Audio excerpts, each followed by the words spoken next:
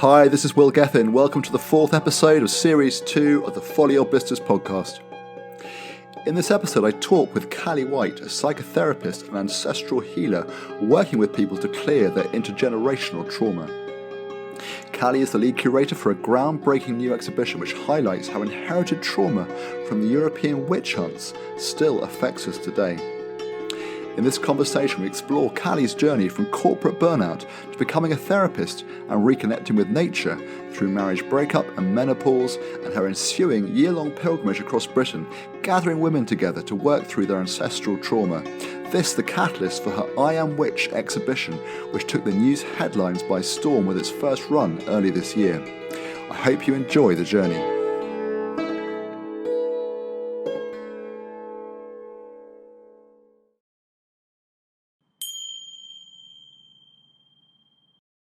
Hey Cali, it's great to have you on the podcast today. How are you feeling? I'm feeling great, Will. It's good to be here. I feel, pretty honoured that you've invited me on and excited to see where the conversation's going to take us. Likewise, and very honoured to have you on, Cali, too, and really excited to have this conversation. So we've worked together on a couple of interesting and also quite different projects. The first was a project for the tree planting charity Tree Sisters, just before you left the charity last year, to give some space to what I think I'll be right in calling your deeper calling and life path. Your work as an ancestral healer and psychotherapist, which by now is manifesting on a wider level into a major collaborative exhibition called the I Am Witch exhibition, as well as an evolving movement for social change. Do you want to elaborate here and give our listeners an introduction to your work at this juncture, both on a personal level and on the wider level of the exhibition and its mission for raising consciousness? Yeah, sure. I'd love to. So the I Am Witch Tales from the Roundhouse exhibition we ran it in January in Lancaster earlier this year, and it was a collective project. There were 33 of us, all women, and it came out of the journey we're going to dive into in more detail, the journey that I took around the country, that was all about understanding our ancestral roots and clearing the inherited trauma from the burning times, from the witch hunts. So this group of women, we came together, we did our own journeys with the work, with the trauma, with the patterning, and expressed that creatively in whatever form wanted to come for each woman. So some women did paintings, we had installations, one woman wrote an album. We had an amazing piece called the Medicine Spoon Memorial. And so, a really beautiful, eclectic mix of offerings. We had films, we had writing and stories, and then we wove it all together into an exhibition with the intention of helping to educate others, to share with others, the history of what happened, and most importantly, why it's important that we understand it from the point of view of inherited trauma and epigenetics. And we called it an exhibition. It was really an experience. That was the intention, that we wanted other women and men to come and feel into how this stuff might be showing up for them too. So that was a big part of my work earlier in the year, and we've since then had a bit of a break, and now we're reformed, and we're planning a second exhibition in March down in the south, hopefully, and also taking the Medicine Spoon Memorial on tour. Great. Because I'll tell you what, let's my intention was really just to sort of touch on the exhibition briefly before going into the journey and then coming back to it in more detail later. So maybe let's pause there. We'll come back to the memorial. It's really exciting that it's going to be happening in March in Bristol. Let's come back to it. It's a fascinating project, and it attracted loads of media attention for the last round in Lancaster. earlier in January. And I know I have lots of friends I've seen on social media, lots of women friends in particular, who are really excited about wanting to come to the last one but couldn't make it, being mostly from the southwest, and Lancaster was a long way to travel. And I know lots of those will be really excited to know that they can come in Bristol in March. So that's really, really great. But yeah, diving for now back into your heroine's journey that you've chosen to focus on for this conversation. Let's find out what led you to this exciting moment in your life, now taking a stand to help heal this collective wound in our society's psyche, and take a stand for women in particular to help heal their trauma and move forward with more healthy behaviour patterns in their lives. So, Cali, what was the call to adventure that led you on this path you're now on, and how did it come about? Okay, so menopause was a big part of it. I had spent 15 months in what I called my menopause cave. Perimenopause came knocking loudly at the door and basically took me out. And I decided that I wanted to work with it consciously, and, not just go to the doctors and get tablets, and but I wanted to really deep dive into it and follow my body, if you like. Great. And during that time, my inner world, I've done years of inner work and psychotherapy and vision quests and nature-based therapy and rites of passage work. So I'd got to this place of feeling the call of ancestors, which was something that I'd hadn't really contemplated before, or really understood or thought about. And so in my menopause cave, I went through this process of exploring my ancestry, getting passionate about history, watching lots of YouTube videos, reading lots of books, trying to trace the timeline to really understand where my indigenous roots lay.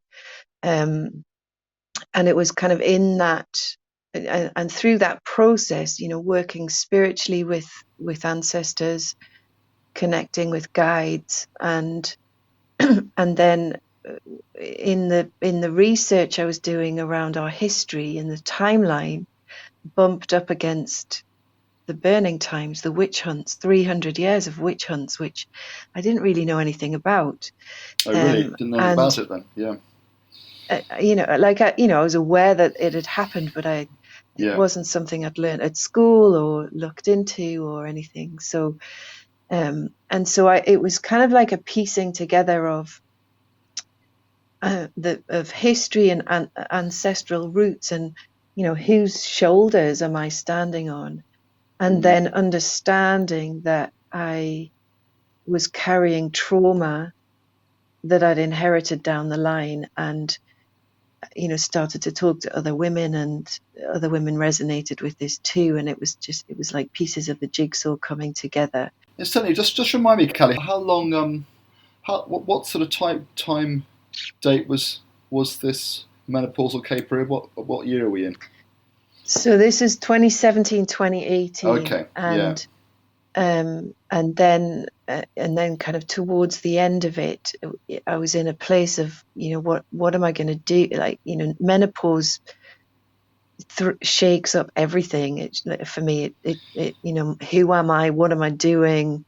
What's my service in the world? And as through the practice of deeper listening and connecting to the ancestral realms, that was where the call to adventure came from. It was like guidance. It was something that hadn't come. It wasn't my idea. It was like an instruction, and it was because I, through the time in this menopause cave, I'd been processing grief. I'd been processing anger and rage, and then I got to the fear, the fears that I carry.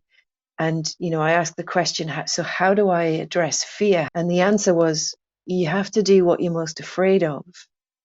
And for me at that time, it was giving up my home, giving up everything I, knew as comfort and safety, and heading out on the road. The instruction was, you're going to go. I had a little camper van.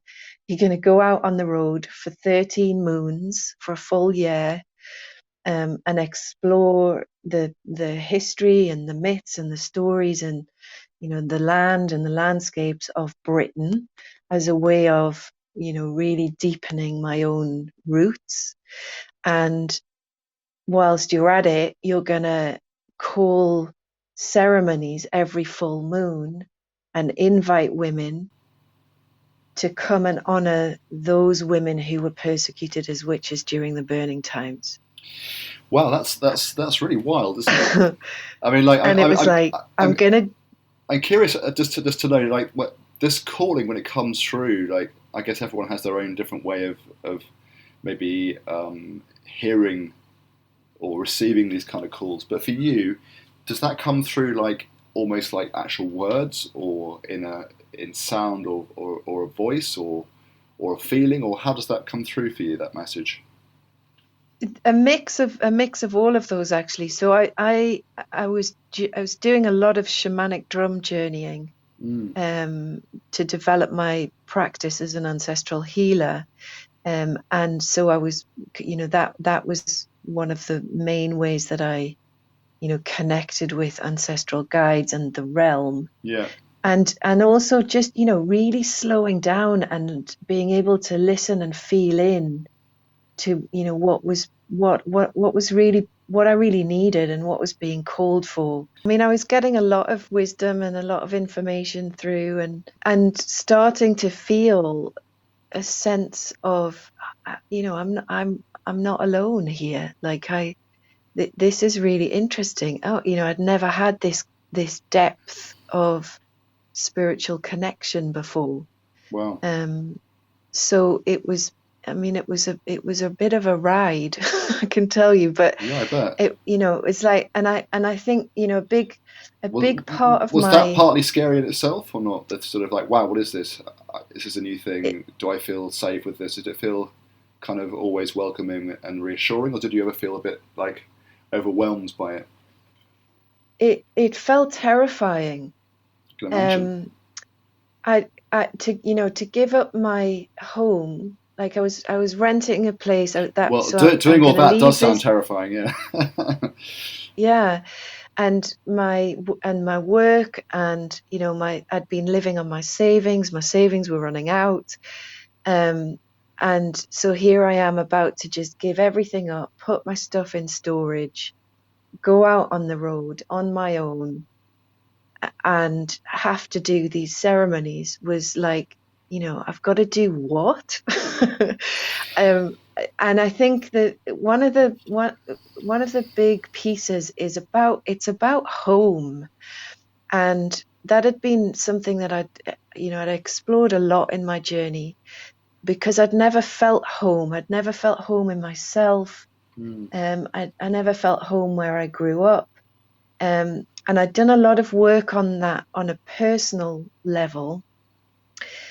And I'd kind of, like most of us, I guess, home is the building, it's the bricks and the mortar, it's the house we turn into a home. And what this was directing me to was, actually, you got to find home within yourself first.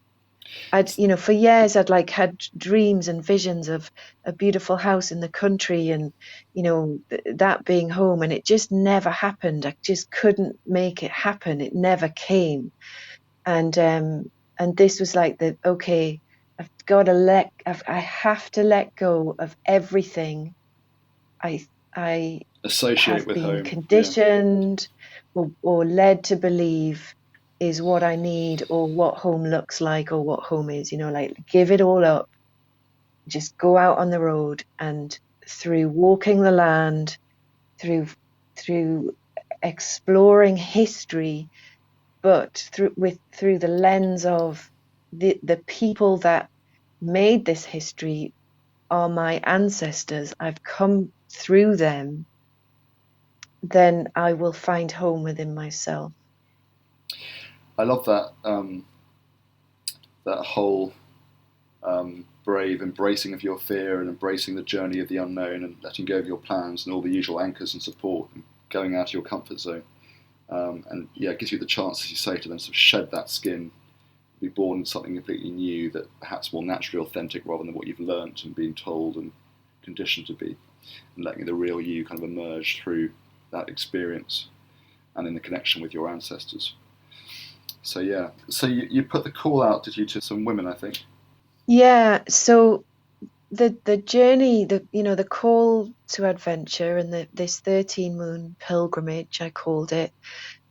There was it was Why 13 moons? I it, mean, that's just what you were told, or is there a reason for the 13?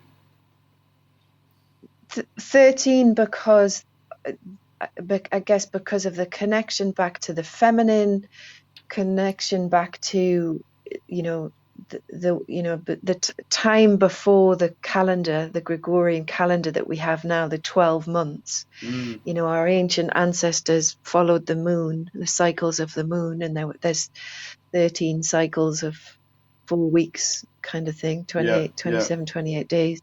So it was a full, it was a yeah, turn of the sun yeah. Okay. following the cycles of the moon. Yeah, great. And it was multi-layered. So I, it, I, one of the layers was clearing the inherited trauma from the burning times. So the oppression of women and how that was showing up in me, and my, fears of speaking up, of being heard, of like leading anything, of asking for help. Right, that was the big one with this at the start of the journey. It was like, I can't do this on my own. Like, I need help. Mm. And I'm really bad at asking for help and being able to receive support. I've been conditioned into, like, you got to do it all yourself, and, be the warrior. And so I'm part of an amazing community of women through an initiation program called Women in Power. Mm. And that's been a big part of my life for 15 years or so now. Mm-hmm. And so I put the call out in an email to about 60 of them and said, okay, I'm going to do this thing. I'm going on the road for 13 moons. I'm giving everything up. I'm being instructed to hold these ceremonies, and I've no idea what it's going to look like, but this is the help I could do with. And it was three things. It was help in hosting the ceremonies, the full moon ceremonies. It was calling workshops, because that was through the workshops, that was going to be how I sustained, earned some money to pay for petrol and things. And then just any kind of help or guidance, or, do you know any great places that you think I should visit?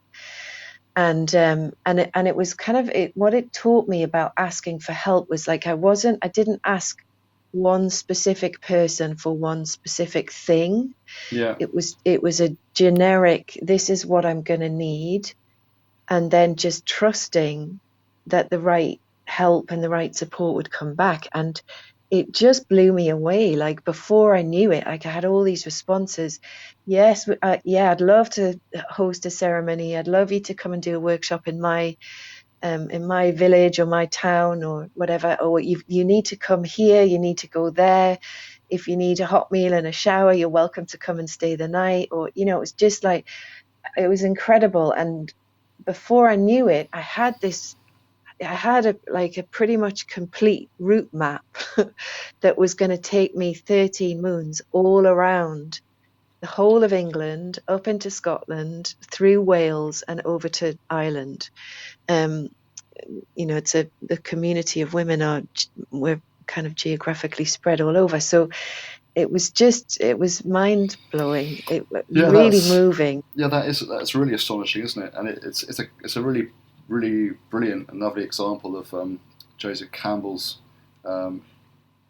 quote, if you like, when he said, "Follow your bliss, and the universe will open doors where before there were only walls." He said it's like taking that first brave step to completely commit to the journey and putting it out there, and then what comes in can be just incredible, as you experienced. And yeah, Julia Cameron, the author of The Artist's Way, says it in a different way. I think she said, "Take a step towards a dream and watch the synchronous doors fly open." So all the support came in, and that's just brilliant.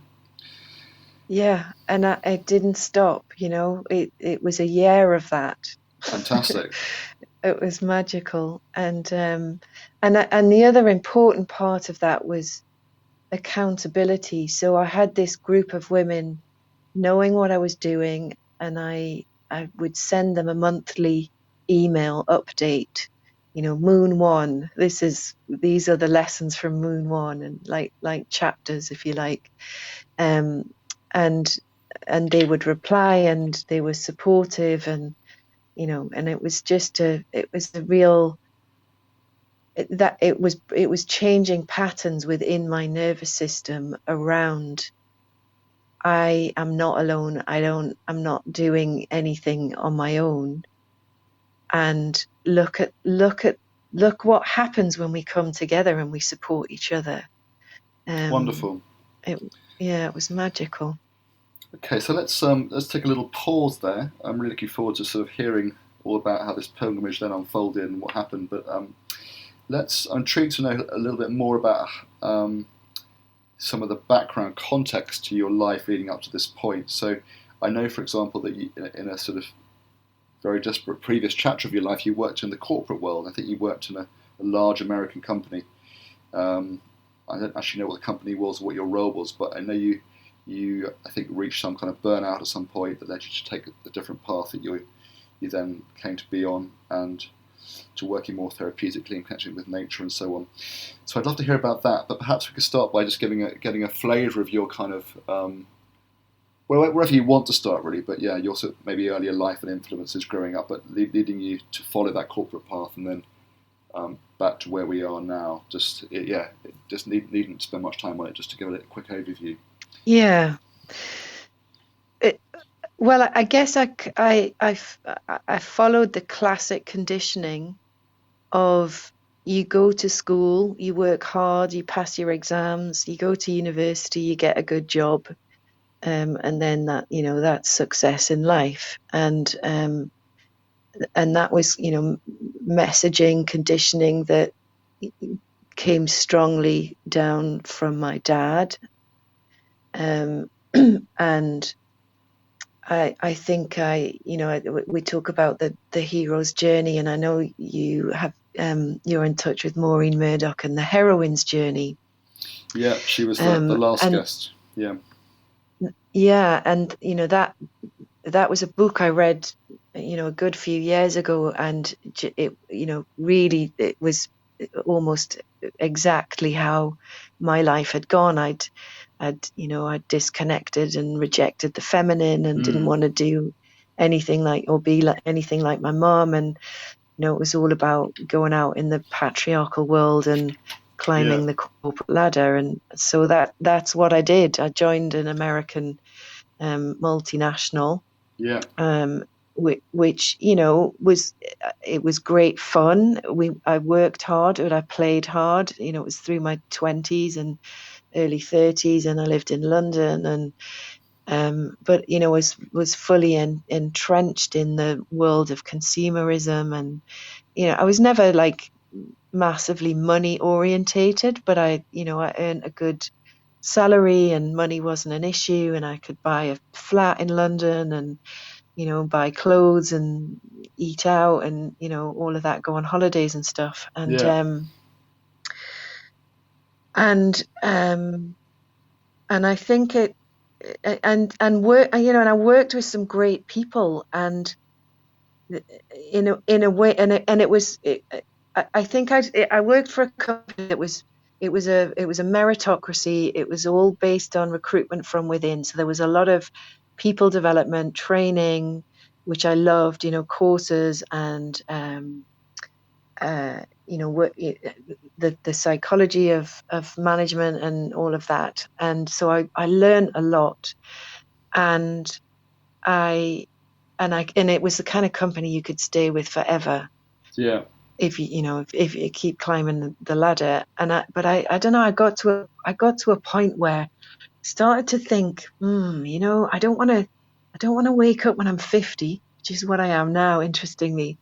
I don't want to wake up when I'm 50 and still be ultimately selling shampoo and toilet roll and nappies and all the products that the company made, because you can dress it all up in as much corporate rah-rah as you want, but fundamentally I'm just selling consumer stuff.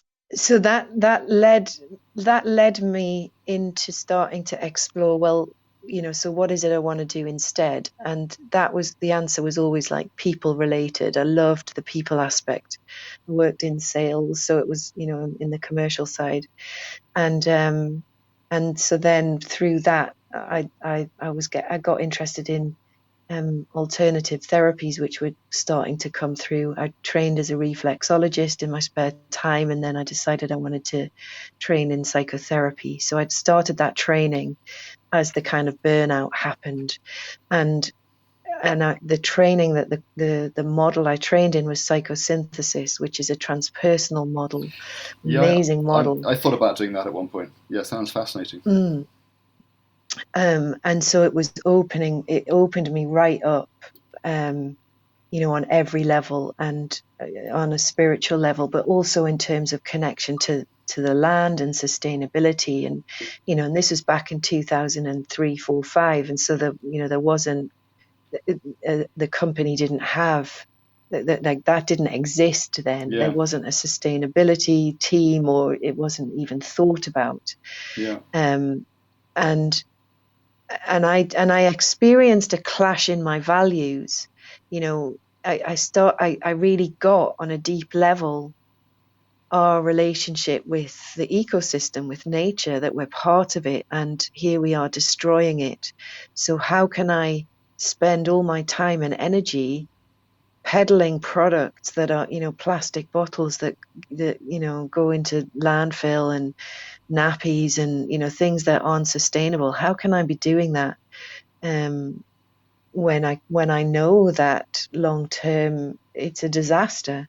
Yeah. And so and then the burnout kind of came. So it was a big shift in direction, and I then followed the path of psychotherapy, and I went into that as well, really, because I wanted to work with other people. But really, what I realized quite quickly was it was because I needed the healing myself. I needed to go within and understand my own childhood and upbringing and conditioning and all of that. And so that became my life then for the next kind of 15 years or so, 20 years now, I suppose.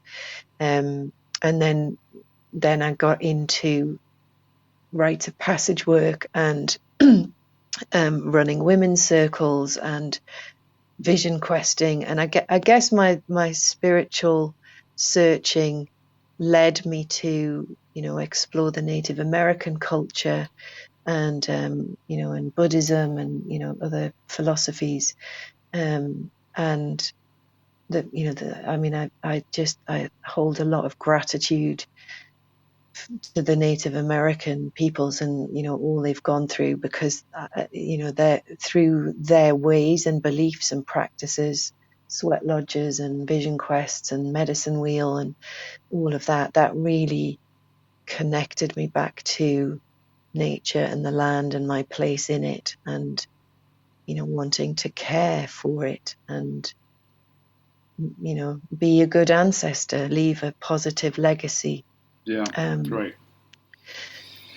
I wonder along with it, within all that, out of interest, like you mentioned, obviously the heroine's journey, Maureen Murdoch's heroine's journey model, and you had that sense of rejecting the feminine, going out in the corporate world, making it in a man's world, and reaching that point of burnout. I wonder, within the heroine's journey framework, did you reach a sort of point of feeling very empty, like a point of like feeling you lost touch with some at some level with your feminine nature? And did that come up for you within that and making some kind of journey of descent? Yeah, I did.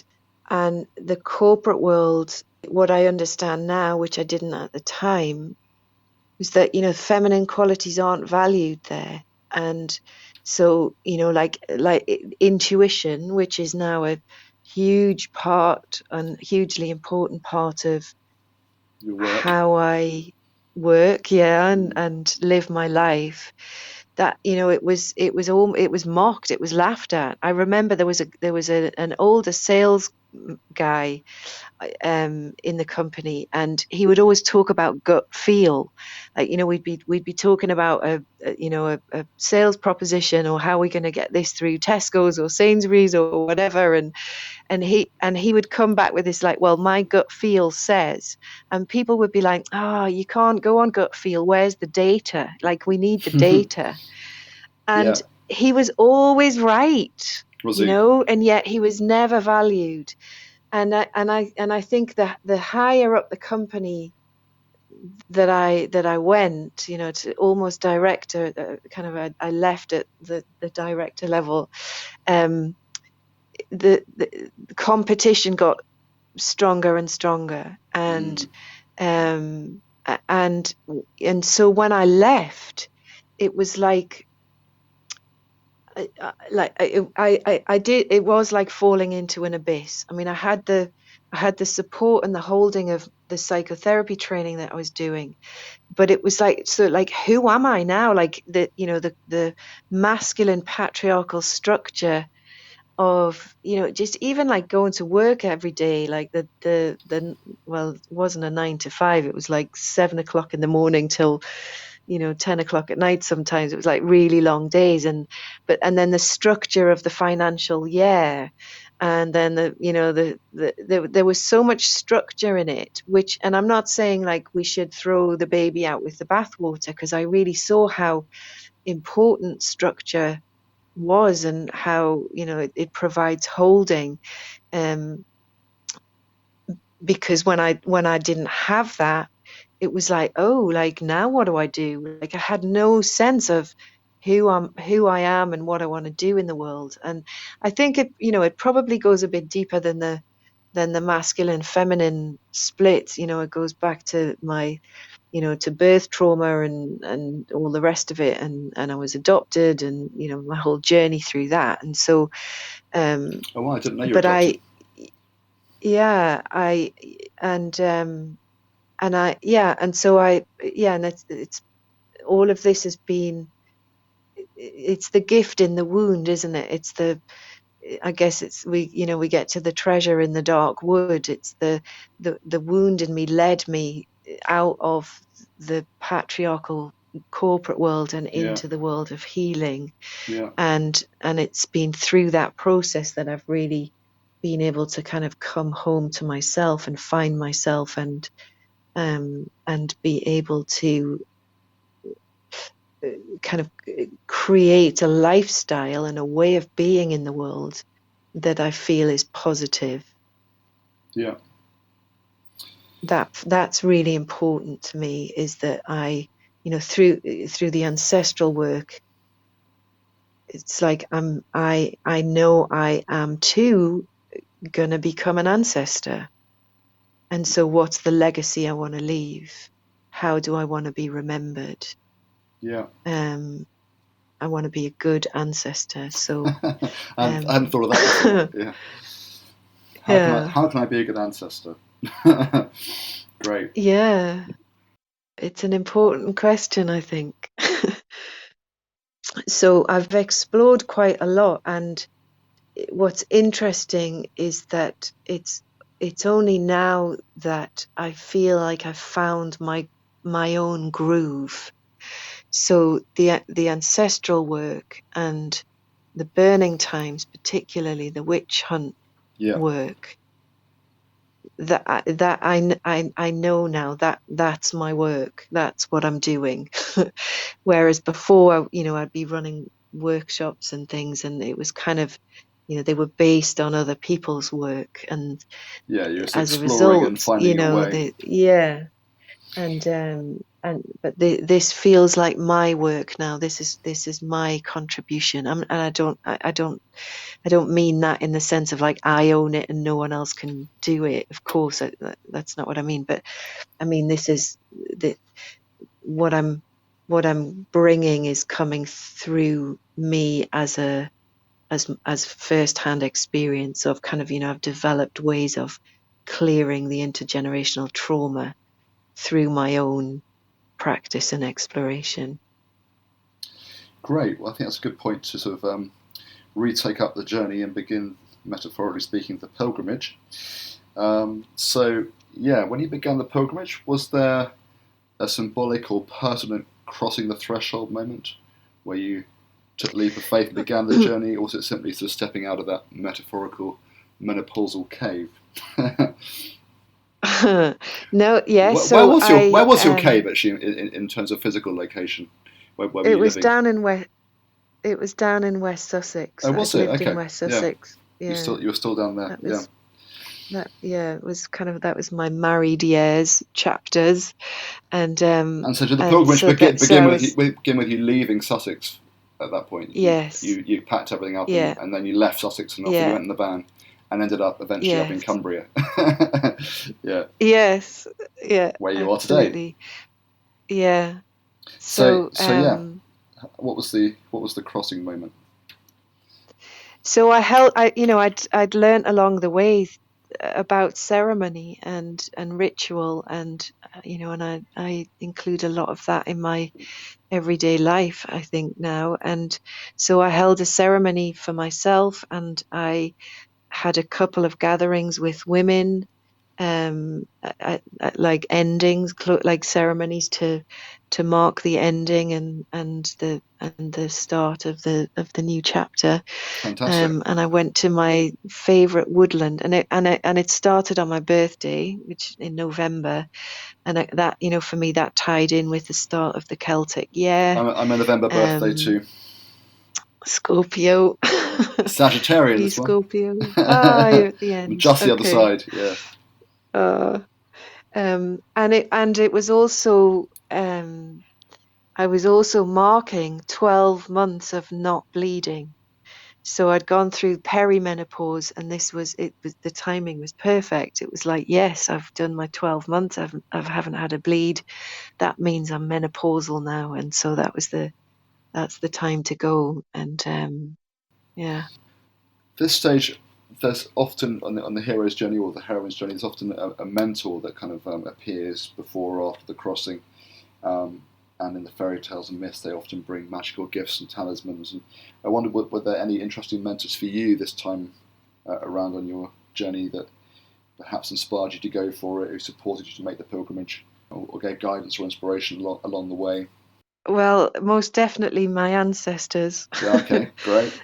The year before the menopause cave, as I just started getting into ancestral work, I had held a ceremony at Stonehenge with a friend. It was when Standing Rock was happening in the USA, and all the water protectors were gathering, the tribes were gathering, and I really got into following the story and supporting them. And one of the things that I did was a 7-day journey with a friend and we started at Pentra Ifan, which is an old a Neolithic burial chamber in West Wales, which is where the blue stones at Stonehenge are now known to have come from. So we started there, and we drove and stopped at stone circles and burial chambers and held simple ceremonies to honour the water protectors at Standing Rock.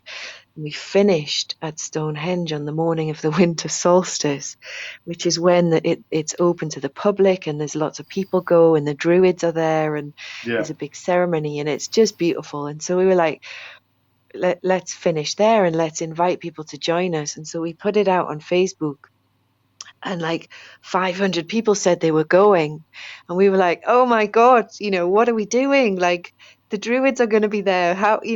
How's this going to work? Like, who are we to do this? And then it was like, well, hang on a minute. No, it's cool. It's all right. We're just going to have a circle. It's going to be fine. Who are we not to do this? And so we held this ceremony, and part of it, as part of it, I read out loud Crazy Horse's final prophecy, which, if you don't know what that is, it's about basically the white man returning back to the Native Americans, the indigenous people, to save them, basically, to show them the way back, Yeah. to fix everything that we've messed up. Yeah. And as soon as I'd finished reading the prophecy, I hear this voice, this spirit voice saying, "You have your own ancestors." And it sounds like a nothing statement, but it was No. profound. Like, who said that? What does that mean? And it was like, well, and I guess that was what really sparked this whole last few years, I suppose. I had just never even thought about my ancestors.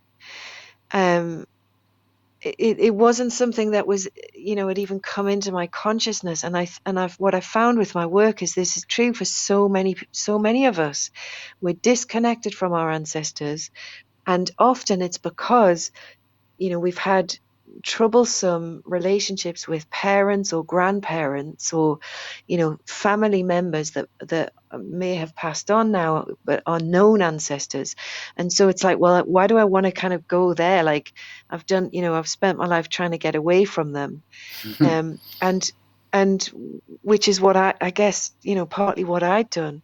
But actually, when I talk about ancestors, I'm talking about way back. I'm talking about the whole lineage, through the 1900s, the 1800s, the 1700s, all the way back to the Neolithic times and beyond. Like, we are part of a continuum, And so for me, the mentorship this whole year was about meeting more of them on a spirit level, and somatically feeling them in my body as I journeyed the land. Fantastic. I can't tell you how powerful it was to it was like handing everything over to them. It was saying, because I know lots of people have really strong spiritual connections, and I've really I've really envied that, because I'd never really felt it. And so this was my time to find my own connection and own it and feel it and incorporate it into my everyday life. And so it was like, okay, so I'm listening, I'm doing this crazy thing. I'm going to trust you. I'm going to hand everything over, and I'm going to trust that I'm going to be kept safe, and that I'm only going to receive the experiences that I need for my own teaching and my own healing. And that in itself just took away a whole load of fear, because it was like, well, I'm not going to have to make all the decisions here. I just need to listen. I just need to go slow and listen, and trust, and and that was what I did. And so, yeah, like I recommend the ancestors and the ancestral realm for mentorship. Wow. Yeah, I have to say, the whole ancestral realm is one I've never really embarked on into yet. So yeah, it's all ahead of me. But I'm inspired to explore more. So on the sort of outer level, you went to various sites, I think, on this trip. So do you want to give us a sense of some of the places you went to? Yeah. Yeah, so I had through the ceremony, so the women that had said yes to being able to call a ceremony, that kind of gave me this route map around the whole of the country and then over to Ireland. And so I had like a month, between a moon, but 4 weeks between each ceremony. And so what I did was just, explored in and around that area. And there was our indigenous roots. To find our indigenous roots, we got to go back to the Neolithic times, kind of Bronze Age, Iron Age, Neolithic times. So the builders of the stone circles, but even more importantly, the long barrows before them, which we're talking 4000 BC. So I wanted to go to as many stone circles and burial chambers as I could. And so and sometimes I just stumbled upon them. Like I was driving to the ferry in Scotland to go over to Ireland, and I saw this signpost for a burial chamber. I was like, oh, and went there. It was like, wow, it was amazing, like intact, that you could go inside. And obviously, there's lots of well-known ones as well, like Castlereagh here up in Cumbria, and there's beautiful ones down on Dartmoor, and yeah. So I went to as many as I could get to, and then would just sit and meditate, if you like, just sit and connect in and dream and feel in and see, and were there just any see what came. And yeah. Were there any sites that particularly sort of brought inspiration and information for your pilgrimage? Well, I received wisdom and kind of inspiration at all of them, but the big inspiration was having visited them all over the country, was seeing, by the end of the year, like so they're all over the land, they're across the whole land, they're not specific to one region, they're everywhere. And so what I really saw and felt was the connection between those peoples at that time. Like archaeologists believe that the long barrows were all built within 40 years of each other. That's a tiny amount of time in the grand scheme of things. And so there was this, there was communication and connection between these people. And I think, and there's the stone circles were built for a purpose. Like it was their spiritual connection. They were sound chambers. They were resonance chambers. I went to one in Ireland, and I went to so many, I can't remember all the names now, I'm sorry, but there was this one I went to in Ireland. It was a beautiful sunny day, and it was almost sunken. It was grass in the middle with the stones around the edge, and then an embankment around the top of the stones, and it was beautiful. Like trees had grown up out of it, and there was nobody there. And then this group of tourist visitors arrived. So I thought I'd let them just have their space and look around, and I went and laid on the grass while they did their thing. And they had two guides with them, an Irish guy and an Irish woman, and they gravitated towards the center of the circle, and they too, they were kind of lying down, taking it in.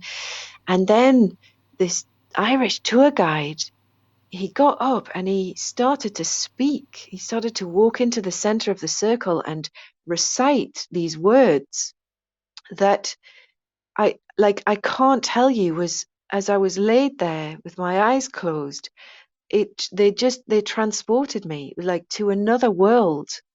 And then they all stood up and started singing and toning together, and it was like it was heaven. It was my whole nervous system, everything was like what I think the oneness feels like, that maybe that's what we're all trying to find our way home to. But it was just like this magical moment. And and I asked him, I spoke to him at the end as they were leaving, and I said, what was that you read? And it was a poem called Coleman's Bed by David White. So I love David White. Yeah, he's amazing. Yeah, right. So I go and look at, I've got to read that again. I want to read it again. And so I looked it up and I read it again afterwards, like, that night on the campsite or whatever. And it was like, oh, it didn't read anything like how it sounded in the middle of this stone circle. And it was, and in that moment I understood that these circles were sound chambers. There was something particular about the resonance, about the energetic resonance in them. Anyway, I'm probably going off on a bit of a tangent here, but that and these circles are everywhere. They're like all over our land, and we go and see them, and people go and visit Stonehenge, or we go, we don't really understand them because it wasn't written down and we don't know, and the Romans came and we'd lost all that connection. But they're profound places to go to through the lens of our ancestral heritage and spiritual connection. And it's so great now that so many people are also, so many people are realizing this, and the return is coming, and that there are ceremonies happening again at them on, on the cross quarters and on solstices and Yeah, equinoxes. Like that's really important. absolutely. It's an important part of finding our roots. Yeah, I must say I did a pilgrimage myself a few years ago from London to Glastonbury, and we travelled along the Ridgeway and some of the old pilgrimage routes, and came across all these old ancient sites and stone circles and things on the way. And it's and burial chambers. And it is really magical. It's like, wow, there's this whole sort of part of undiscovered sort of layers of Britain that you just don't see in the everyday that are just so amazing. Yeah. Yeah, it's a magical world, and it's in us. It's our heritage. We carry the memory in our bones, in our cellular memory, but we've got to just slow down to be able to reconnect. And well, for me anyway, it was like I just had to get out of my head and really slow down and walk the land and be on the land, and undo all the conditioning of what life's meant to be. Let's just tie up this particular part of the journey just quickly. Like, say, obviously, you had the whole element of this incredible new connection with the ancestor, but did you find any other sort of key strength in yourself? The stages of the journey is about building resilience and learning new skills. And did you find new strength in yourself from this journey?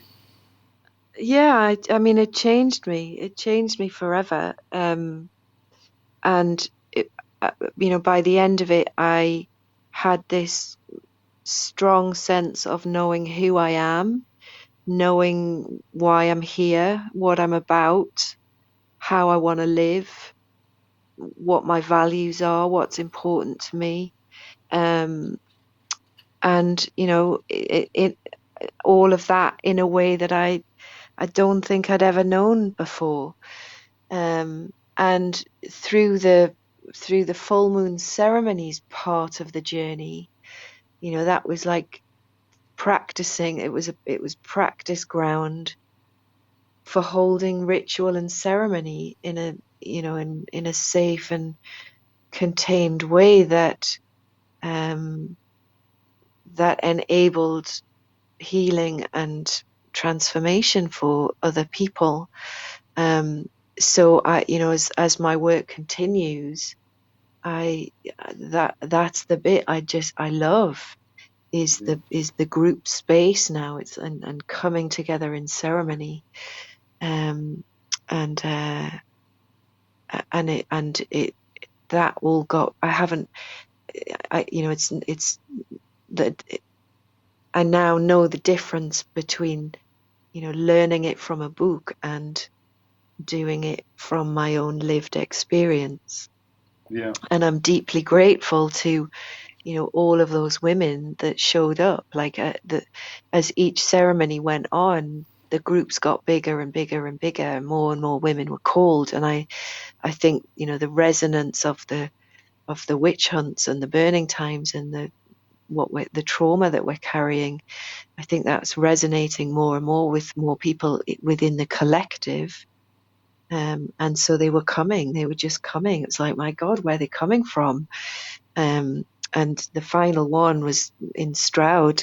There was 70 people there. It was like, mad. I Wow. think I had 5 at the first one or something. And so I'm really grateful to all those women, because it was, that was how I was learning the trade, Yeah.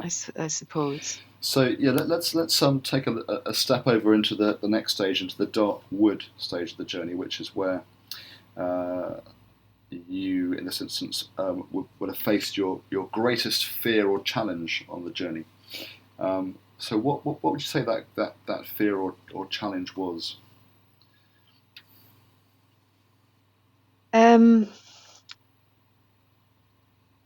I think it was about finding who I am, like letting go of the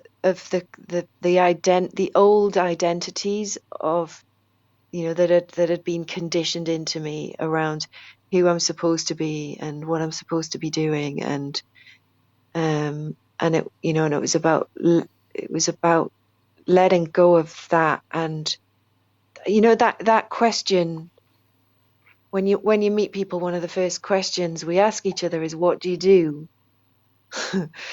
So it was like letting go of, like, oh well, I'm this, or I do that, or it's like I don't know, I don't know how to answer that question anymore.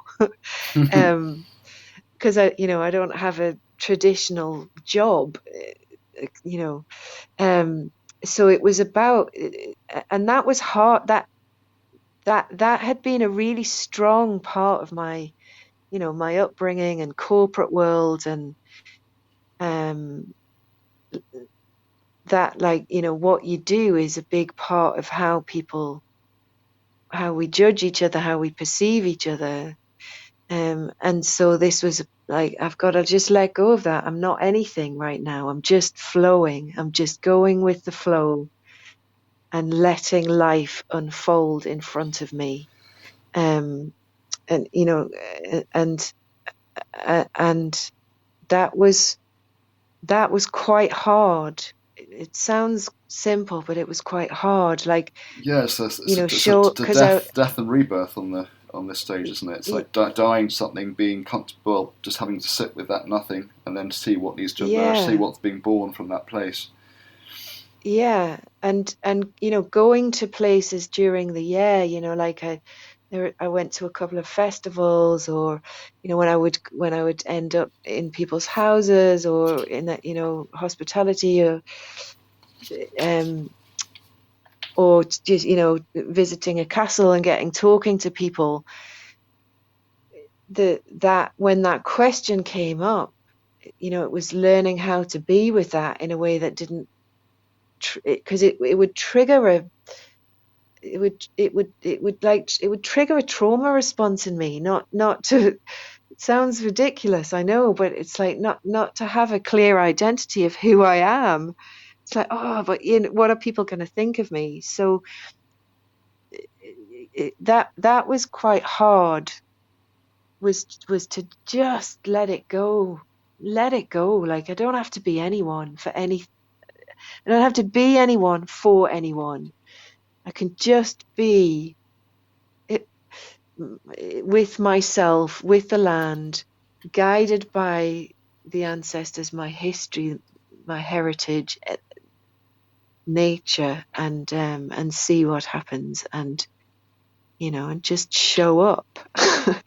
And be okay with that. So that, when it was a practice, and I had a year to do it. And so it's kind of, I feel very different now. And that was, I guess, part of the treasure in it all, was the inner process.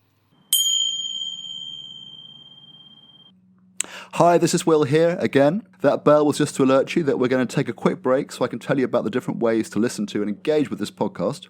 I really hope you're enjoying this episode. For Series 2, I'm releasing episodes monthly on Wednesdays on Apple Podcasts, Spotify, YouTube, and all major podcast channels where you also can subscribe.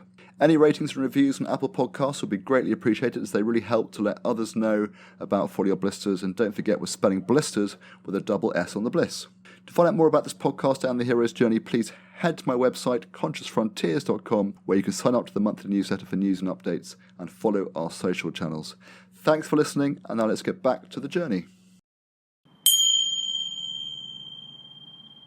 Okay, yeah, so before we begin the treasure stage, Cali, let's maybe just spend a little bit more time in the dark wood exploring a bit further. So, yeah, on the heroine's journey, the stage has the symbolic journey of descent to the underworld, looking for the lost pieces of the protagonist on their journey, in this case yourself. And Maureen Murdoch describes this as a period of darkness and silence where you have to learn to deeply listen instead of doing. And I think that probably reflects your own experience quite well here, would you say? Yeah, very much so. Yes, slowing down and, letting go of the need to know, and plan and allow the flow to come, allow for spontaneity,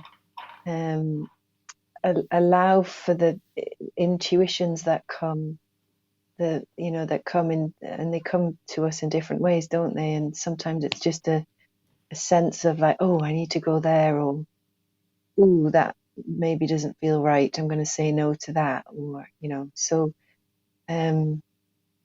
so yes, that was a big part of it, and now and a couple of years on, keeping slow, staying slow enough to be able to hear is still something that I need to work on, because it's very easy just to get carried away again in the speed of life. God, isn't it? Yeah, I know. Yesterday I had a moment of a moment in my own life, just trying to keep up with the business, doing this podcast, my child. It's like so little space just to sit and be. And I had a lovely walk yesterday up the Tor, and I sort of lay on the Tor, and I just had a bit of time just to walk and tune in and connect with myself more. And I thought, my God, I'm just not doing enough of this.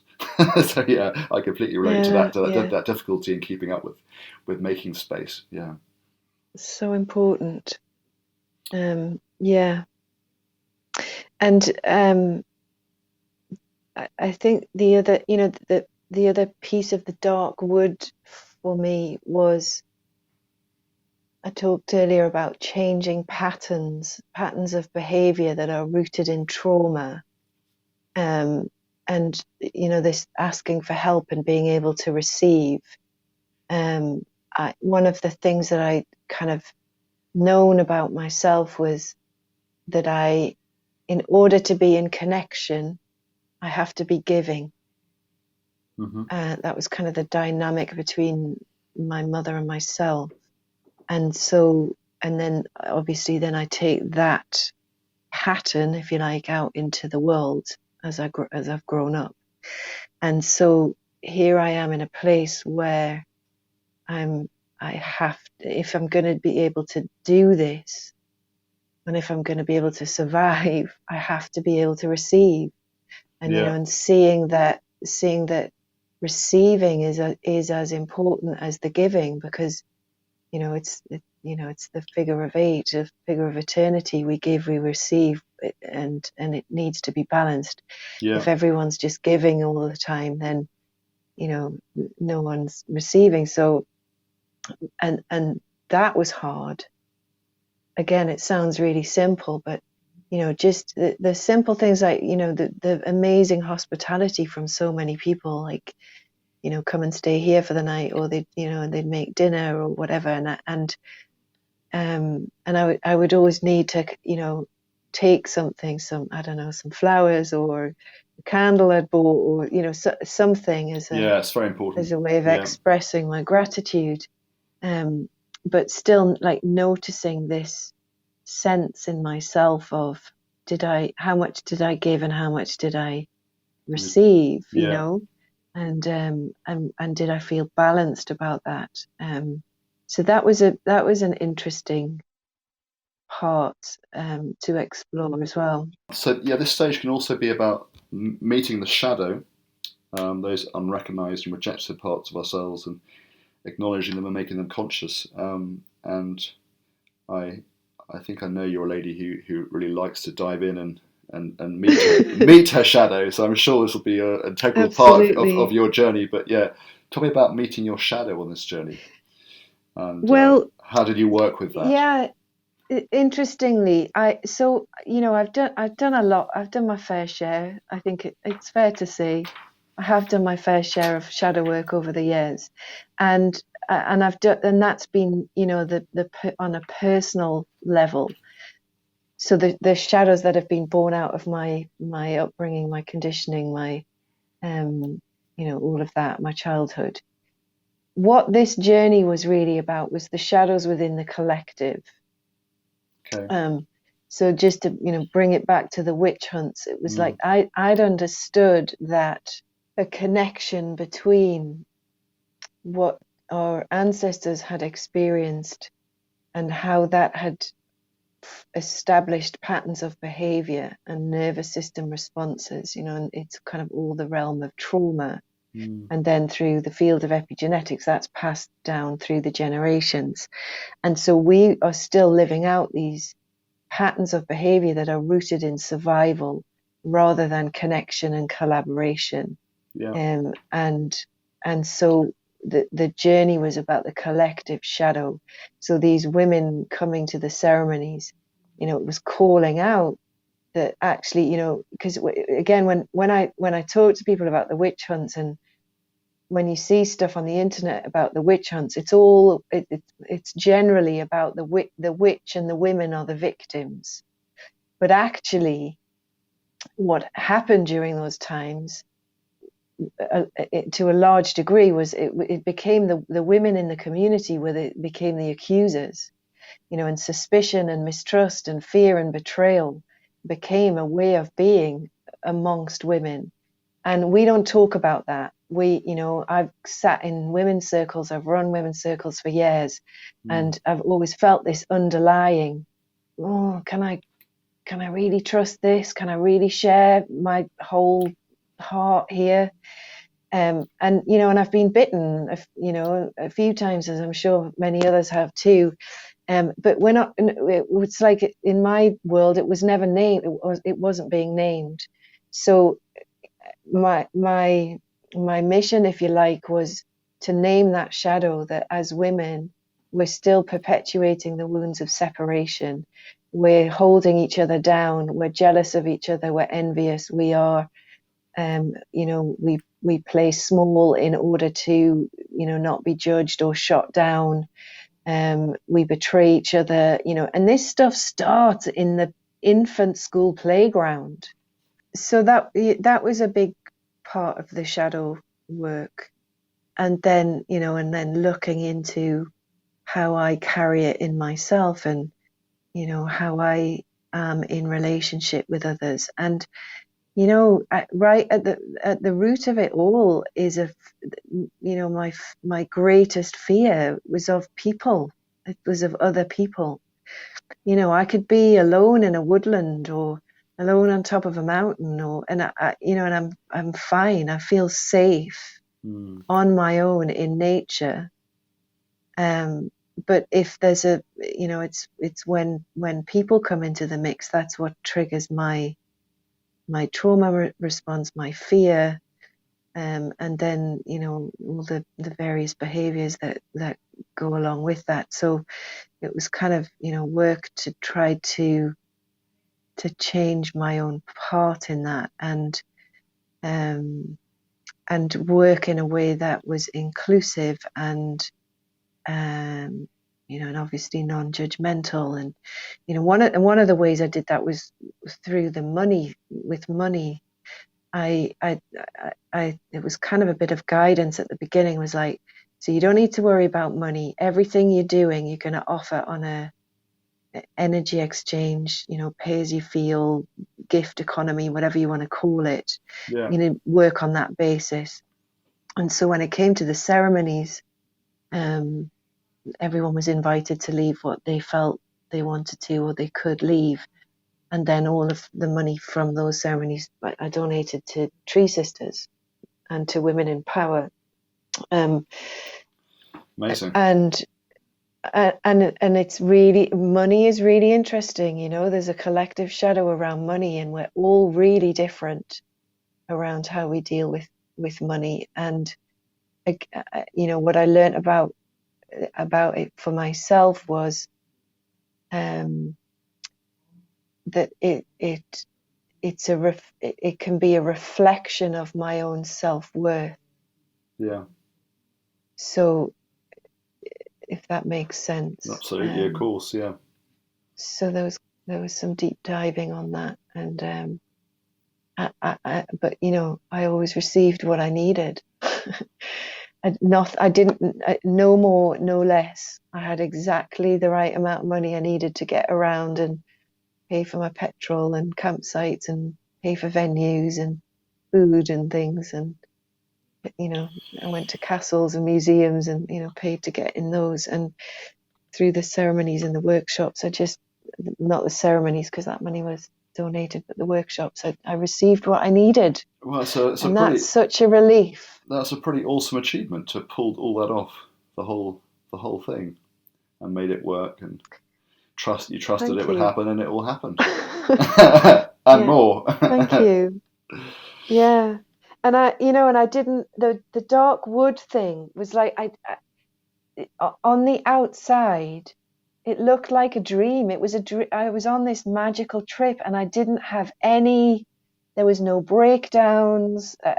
My van didn't get broken into. I didn't have any accidents. There was nothing physically, externally that was a challenge to have to deal with. Everything went like a dream. The dark wood, I guess, was it was on the inside that all of that was working through the different patterns and conditionings that I was working to let go of, and I guess rewire. It's like rewiring. On a pilgrimage of this nature, it's always going to be there may well be all sorts of hazards on the outside, but I guess it's the real dark wood challenges are going to be the internal ones, aren't they? And you can't really go on a pilgrimage without really meeting some difficult, dark, sort of shadowy stuff. I think certainly that pilgrimage we did from London to Glastonbury, it brought up all sorts of really difficult shadow stuff between the group and also individual. Certainly for me personally, it brought up a lot. But there was also outer stuff on that journey. And ironically, in relation to this podcast title, Follow Your Blisters, I got really bad blisters. Genius. Physically, but also of course on the internal level as well, which is interesting. Shall we move into any more to wrap up on the dark wood from your side?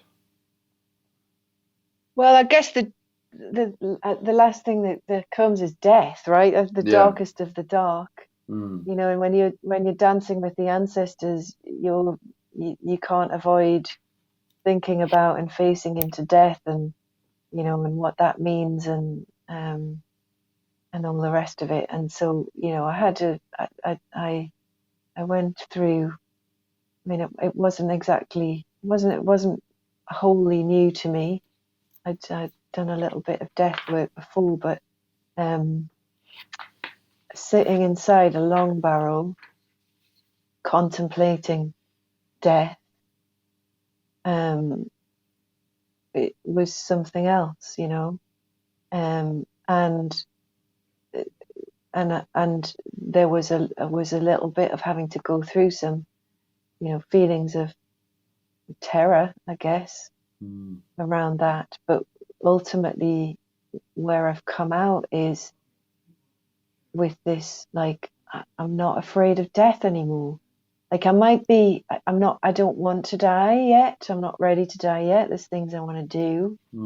And there's still I can still feel into fears around how I might die. Like, I don't want to die a really horrible, painful death and suffer. And, I'd like to just be old and fall asleep in my bed kind of thing. But ultimately, I feel really strongly like I know where I'm going now, and that it's going to be cool. up there. It's going to be it's that, and that's fine. And and you you're gonna know, and and you're gonna be a great ancestor. and I'll be a good ancestor. So yeah, all is well. But I think contemplating death really helped me just hone what's important in life. Yeah, How I want to live now, and how I want to spend my time and my energy, and what I want to be, what's not worth worrying about, and stuff like that. absolutely. I think when people encounter death, death in their lives by way of other people close to them dying, like a parent, it so often is like a really big, or being, getting a life-threatening illness like cancer. People so often then radically sort of seem to wake up to what's really important and what they need to do to live their lives well with what's left of it. Yeah, Yeah, yeah, and to make sure they make the most absolutely. of it in a way that you don't get without that sort of some level of encounter or feeling into death. Yeah, Yeah, yeah. So yeah, great. So shall we head into the world of treasure? yeah. um, like the phoenix rising from the ashes, from the death, um, in meeting our greatest challenges and fears, we have the chance to find our greatest gifts in them. And what gifts or gifts do you think emerged for you from the dark depths of your dark wood on your hero or heroine's journey? So many. I've already. I think I've already shared a few of them, but um, Yeah, one of the big, just what's just come to me now is that it's like, wow, I've spent a year of my life doing this crazy amazing thing, and made so many memories, and had so many incredible experiences. That in itself is a huge part of the treasure. yeah, um and new connections.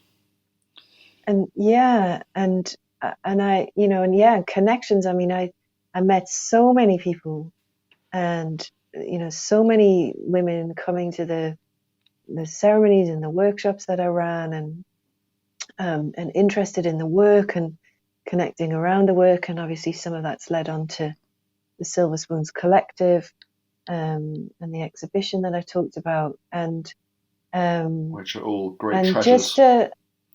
just seeing a seeing the through the experience of it, seeing that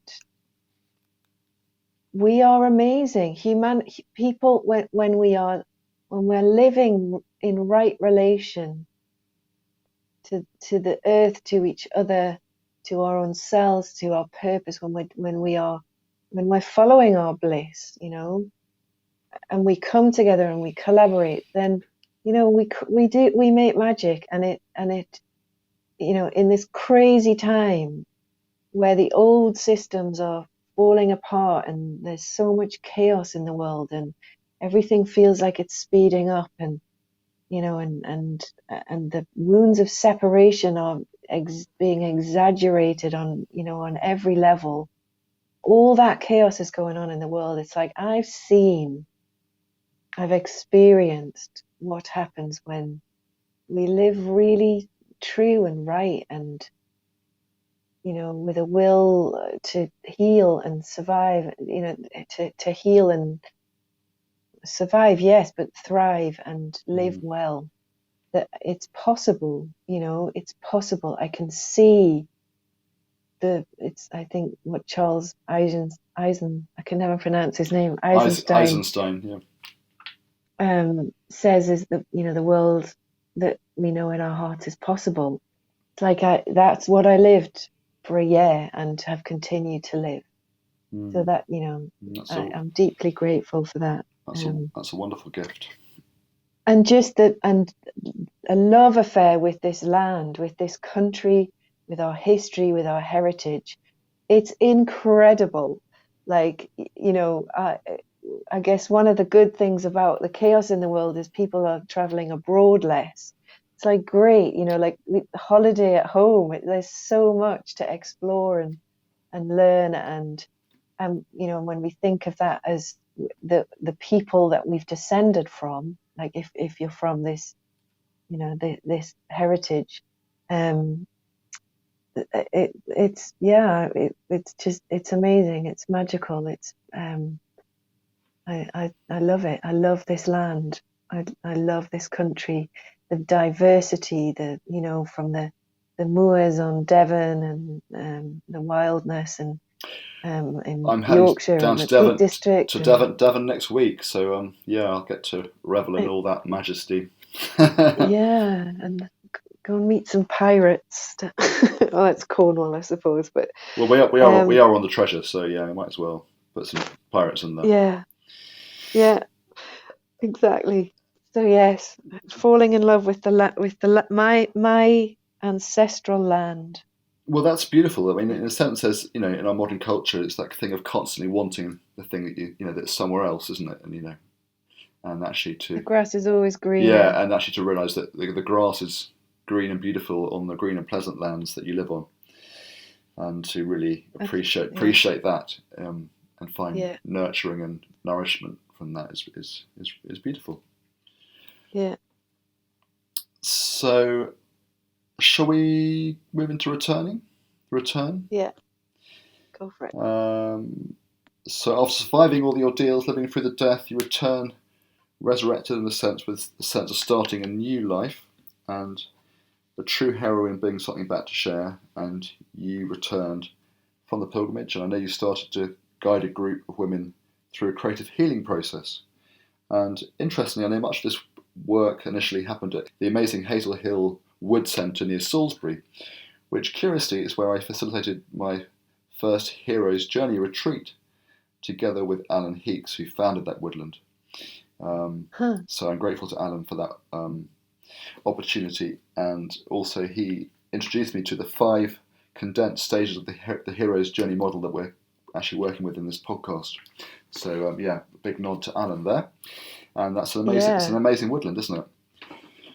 It is an amazing woodland, and that was where we met for the first time in person as the Silver Spoons Collective. And I wanted to take the group there because there's a roundhouse. They have a roundhouse there in the woods. That's right. And that was we kind of used the symbol of the roundhouse in our journey work as the place that we would meet our ancestral guides. So yeah, I love Hazel Hill Wood. It's a great place. Yeah, special. And do you want to say a bit about the healing work you did with the women and how that led to the exhibition? Yeah. So should I talk about the spoon? Yeah, definitely. Briefly. Should I? No, I mean that's the kind of the master central piece of the exhibition. Let's talk about it. Yeah, let's hear about it. So part of the initial instruction around the 13 moon ceremonies was to include a silver spoon as a medicine spoon and as an offering to the ancestors. And so I invited each woman to bring a silver spoon as an offering, which we used in ritual. And then they were invited to leave the spoons as offerings, and I was going to collect them to follow this instruction of so you have to include silver spoons and you have to collect them, because they're going to become part of a bigger collective creative healing project. Mm-hmm. So right at the beginning, I had no idea what that was going to look like, but by the end, I had this really big, heavy box of 501 silver spoons. Wow. That many of the women had left. And so once I'd finished, I put the call out to all of the women. I'd collected the names of all the women that had come throughout the year and said, okay, so the spoons are now calling, and it's time to start this collective creative work. And it's going to be an exhibition. Do you want to be involved? And so at the beginning, 50 women stepped in, and then through the process, a few stepped away again. But we ended up with 33 of us going through a process. I guess this is when lockdown helped, because we ended up having a bit longer. But we met on Zoom every month. We went through a process of understanding the inherited trauma that we were each carrying and creatively expressing that in some form as we worked through it.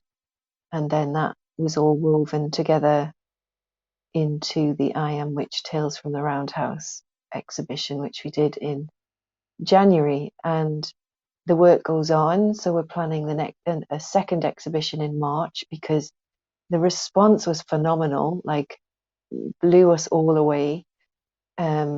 It was, we had 3,000 visitors. We ran workshops. We had a live show that we ran for 3 nights. And then we had this experiential exhibition. And the idea is that it's, you come and learn about the history, but also how you might be carrying the history. And, and I'm deeply, deeply grateful to each of the women who, submitted their deeply personal work. Many of these women working with deep traumas of abuse and other childhood things, and really bearing their souls to the world, showing other people how the wound shows up, and then how it can be healed, how it can be worked with and turned into a gift. So it was another magical thing we did, and like I say, the visitor response was phenomenal, and we had so many people saying, "Oh, you've got to take it on tour, and it's got to come down south, and you have to do it again." So we're taking the full exhibition to Bristol in March. Yay! And I know you'll be pleased about that, Will. And Absolutely, I'm going to need some more PR to tell more people about it. Definitely. Well, it's my kind of stomping ground and area. So yeah, hopefully we can make a good impact down this way. Yeah, and we're gonna take all the learnings from Lancaster and build on what we did, so that it's kind of bigger and better. Don't really like those words, but it's improved. It's improved. A fuller experience. So that's really exciting. And then the other thing I'm doing is so one of the pieces was the Medicine Spoon Memorial, which was curated by a textile artist called Karen Thompson from Hebden Bridge. Yeah. So this was her piece for the exhibition. She was working with the intention of building sisterhood connections and healing her sisterhood wounds, and it ended up creating this memorial which honors the 4,000 women persecuted as witches during the burning times across Britain and Ireland. And it looks like prayer flags, and each prayer flag is individually created. Many of them are stitched or embroidered or painted with the name and with a medicine spoon of one woman from the burning times. And then they're all kind of stitched together into the most beautiful and stunning memorial. It's like, you think of memorials as hard grey, masculine stone, cold. And this is just really bright and colourful and alive and tactile. And people were really moved by it. Visitors were really moved and sat in the space of it for, hours sometimes. And so we're separately from the full exhibition, we're going to take the memorial on tour around the UK. The full exhibition's too big to do that often. Yeah, well, I'm really excited. I'm really excited to see the memorial, because I never actually got to get up to Lancaster. I've seen lots of amazing images of it, and also video, and it sounds and looks incredible. So yeah, be really It's looking forward to yeah, seeing it in person. yeah. So that's coming up, and then many of the Silver Spoons Collective women are also teachers and therapists and healers and offer workshops and things, and so we're getting the workshop program up and running on our website, and we keep working together. It's like there's a sisterhood here. We had a set intention, which was to bring the exhibition, which we've done, and so now we're just going with it. Like, what wants to come next? We're just feeling and following the flow, and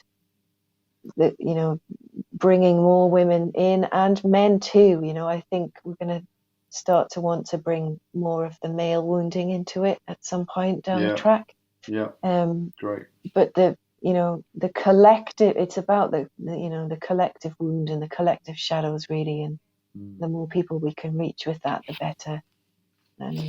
So Yeah, yeah, it's exciting. I think the co-creation, this the group collaboration of 33 women originally creating this exhibition feels like a really important lesson, a sort of timely lesson in our times, really, as we move from the more ego-centered approach to living to that's self-orientated and focused, to learning to collaborate more with others for the greater good, and seeing the power of something that can be created from that, like what you did with this exhibition and the effect it's had, and all the positive ripples that go outwards from there. So yeah, it's a really brilliant thing that happened. Yes, I think that's really important. Collaboration, it's part of the feminine quality versus the masculine, go out and do it all yourself, warrior style. I know women can be warriors too, but the power of our coming together is, I think, going to become increasingly important Yeah, in the coming months and years. You go back to the ancestors. It was the village, the community. You didn't survive unless you were part of the village and the community, and the witch hunts smashed up communities. yeah, And we've forgotten how many of us, not all of us. There's some amazing communities out there, and I went to many of them on my journey. But it's community and collaboration is really important, and bringing through our dreams, our collective dreams, the dream of the better world. yeah. And that we're all creative. There's maybe 2 or 3 women in the group who are artists. The rest of us Oh, aren't. really? And yet, yeah, and yet we've just, we've done this. You smashed it. This exhibition that was like phenomenal. Some of the pieces in there were just mind blowing. Every single woman delivered something really important and beautiful and powerful and unique, and together, the power of it all together was Yeah, was then on another level. And so it's like coming together, and and beauty, creating beauty as an antidote to all the destruction and the darkness out there. It's like, again, the feminine. yes. That's our role, is to bring through beauty. Bring it on. And that obviously that looks a million different ways. It's different for all of us, but beauty and creativity and collaboration, Yeah. definitely big parts of my life.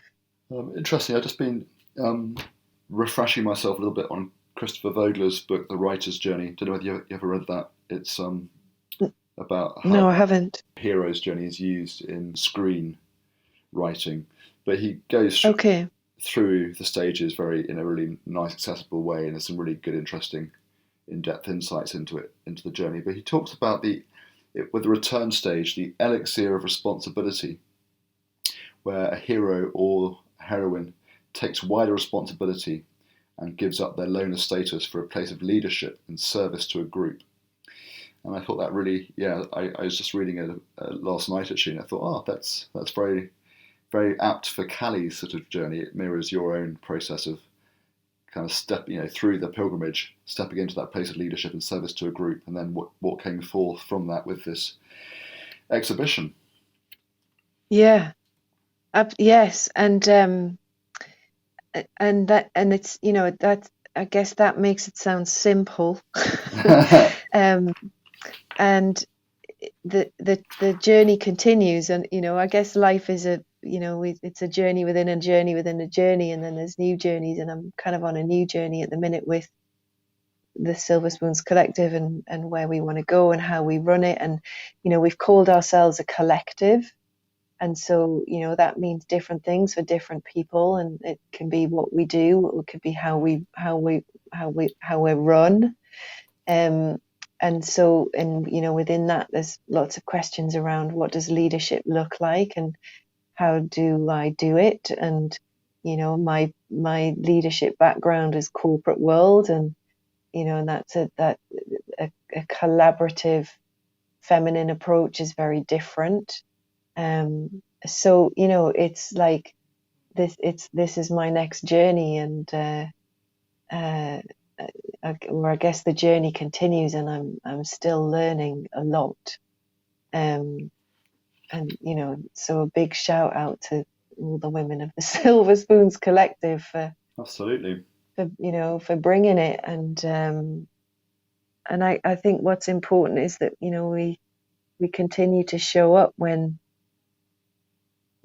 things get hard, or when things get difficult, or when we trigger each other. That it's not all perfect by any means, but having the commitment to stay in connection is part of healing the wounds of separation, because what we're conditioned to do is as soon as we have a bit of a bump up with someone or a disagreement, we just leave.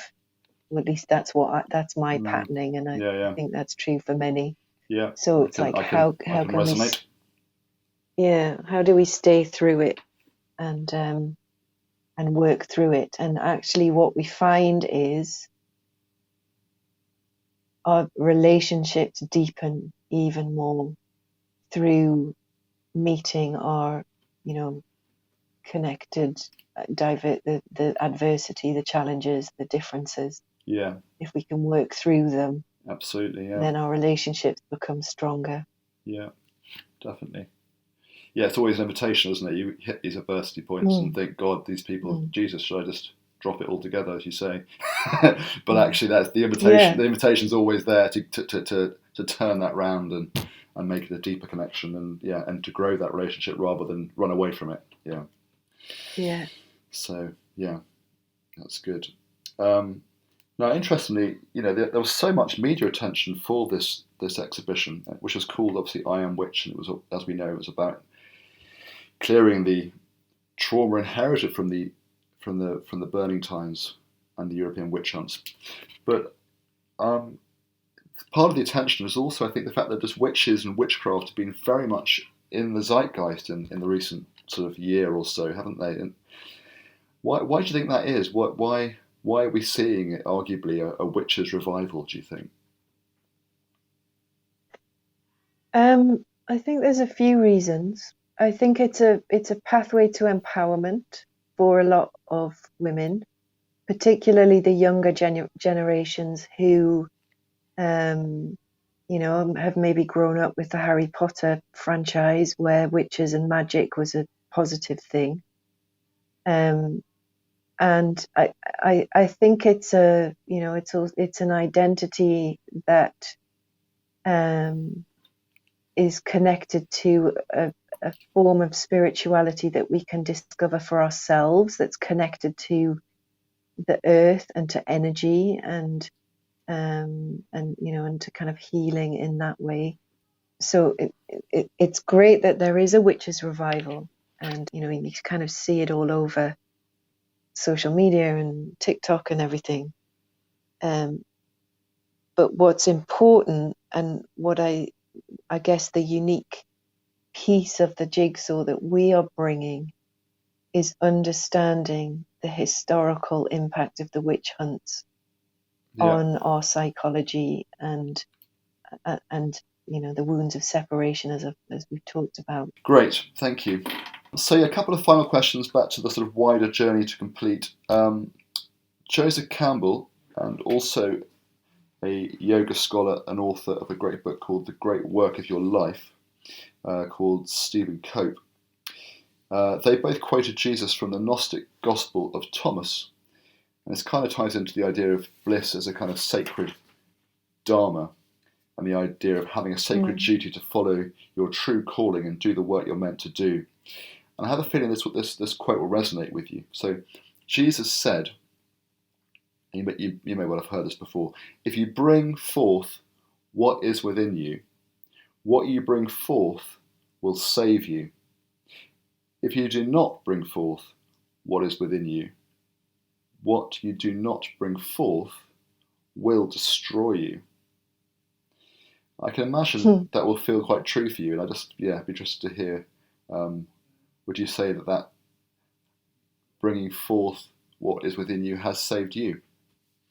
Yes, I definitely feel that I'm bringing through my own self, my own experiences, my own passion for healing and improving the world and how we are and how we feel.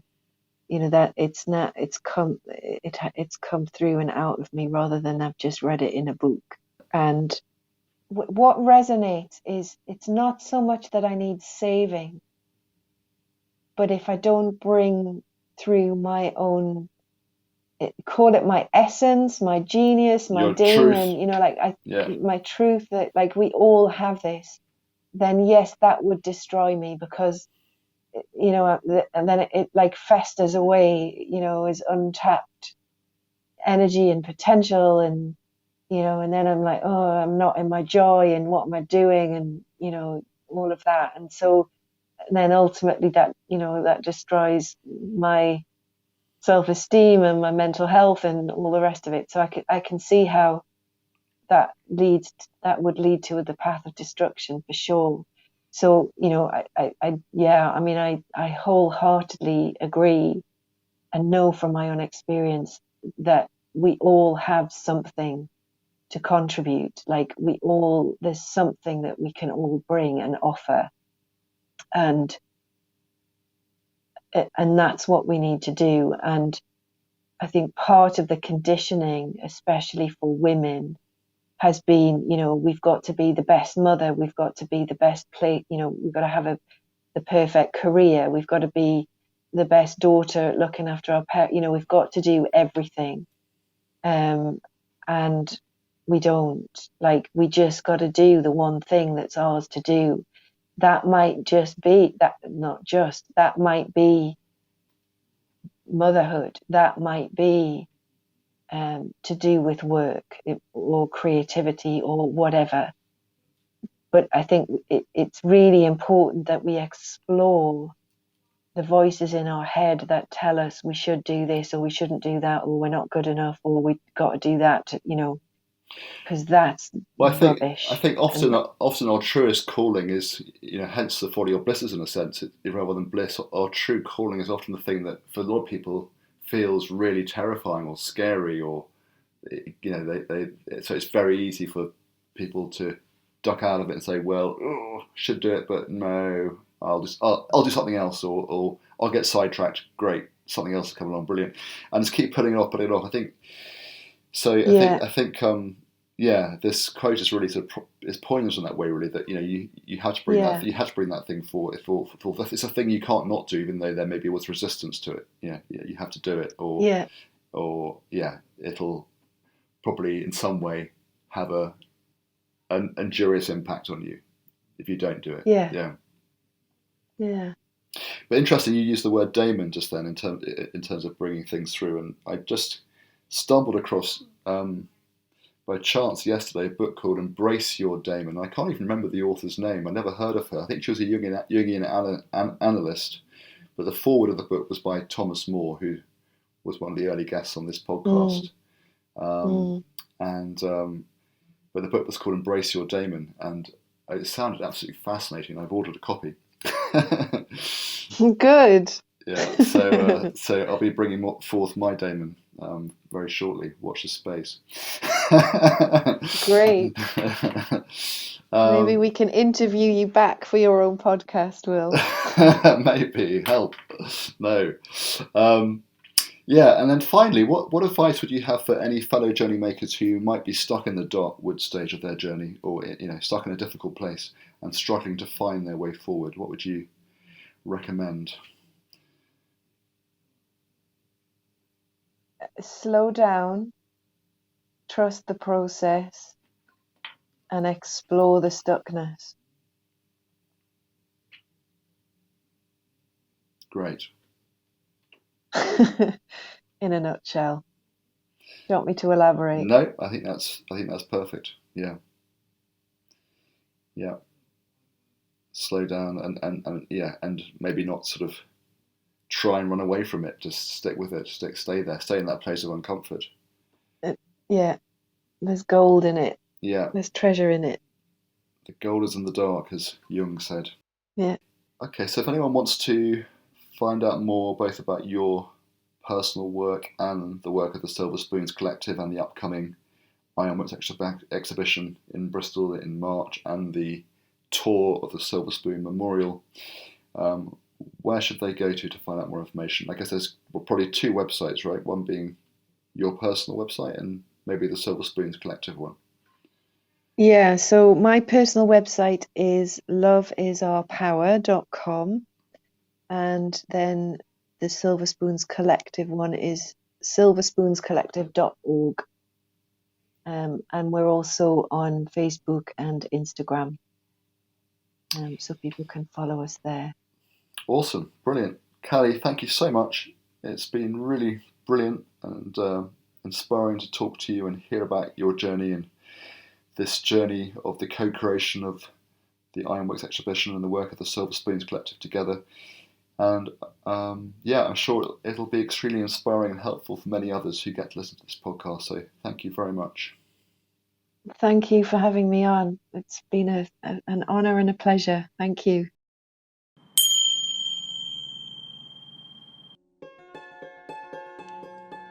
Thank you for listening to this episode of Folly or Blisters, produced in association with Conscious Frontiers. I'd like to say a big, heartfelt thank you to Isaac Nichols for editing this podcast series, to Michael Tyack for the music, and to our wonderful partners, which include the trailblazing New Consciousness magazines, Resurgence and Ecologist, and Kindred Spirit, the UK's Frontier Restorative Festival, Medicine Festival, and here in Glastonbury, the vibrant Red Brick Community Enterprise Hub, and also GFM Radio, who've kindly lent us their recording studios. Finally, if you have any friends or family who you think would enjoy and benefit from this podcast, please do spread the word and send positive ripples out into the world. Thanks a million.